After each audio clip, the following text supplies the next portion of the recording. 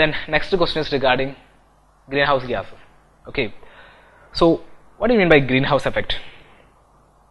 Greenhouse effect means the heat energy will be trapped within a region by some matter. Okay, that is known as greenhouse effect. Here naturally we have the great example known as ozone layer. Okay, so the insolation or the solar radiation that will percolate to the ozone layer.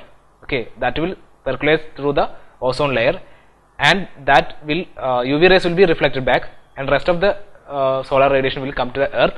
Okay, and that will be short wavelength radiation, right?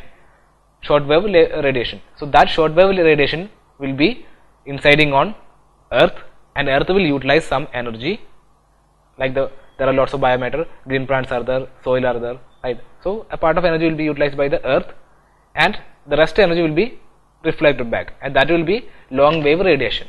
And that long wave radiation, when it goes to tries to escape to the outer space, that will be reflected back by the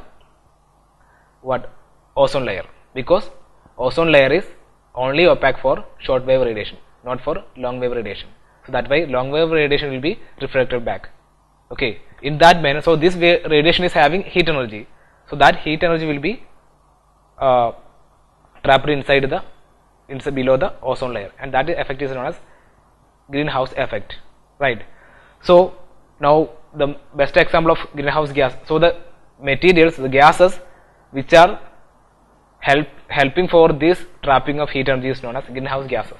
Okay. Water vapor, ozone, methane, like all these are examples for greenhouse gases, right? So the question is like this: a greenhouse gas is a gas in the atmosphere which absorbs and re-emits heat and thereby keeps the planet's atmosphere warmer than it otherwise would be. So that's the correct statement, right? So first statement is correct. Then second statement: water vapor is one of the greenhouse gases present in the Earth's atmosphere. That's also correct statement, because water vapor is also a kind of an example of greenhouse gas.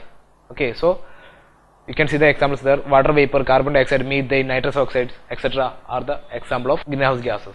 So water vapor is also a kind of greenhouse gas. So here the answer is both 1 and 2.